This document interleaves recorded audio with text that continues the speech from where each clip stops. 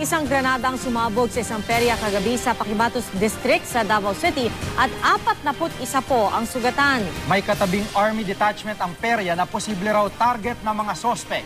Nakatutok si Maria Bulaklak Ausente.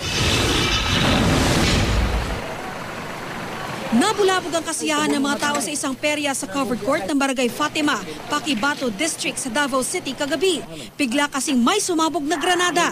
Mahigit 40 sibilyan ang sugatan na agad isinugod sa Southern Philippines Medical Center. Naningaw may tanaw sa kuan katong nagsirkos ay kalitrag lagubo duol kay sa mua.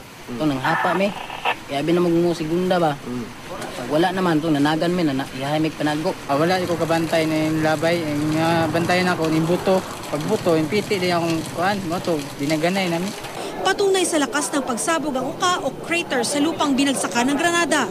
Tumalsik hanggang bubong ang mga shrapnel. Sa paunang investigasyon ng Davao City Police, posibleng target daw ang Army detachment na katabi ng covered court. Pero dahil sa nakaharang na net at trapal sa detachment, bumanda raw ang granada at sa covered court sumabog. Patuloy pang kinikilala ang mga sospek at kung ano ang motibo sa paghahagis ng granada. Dinagdagan na rin ang mga nagbabantay na sundalo sa lugar, pati mga tanod ng barangay. Although naka-recover mig fragments pero amo pa na ipa-examine sa suko. Maria Bulaklak Ausente, nakatutok, 24 oras.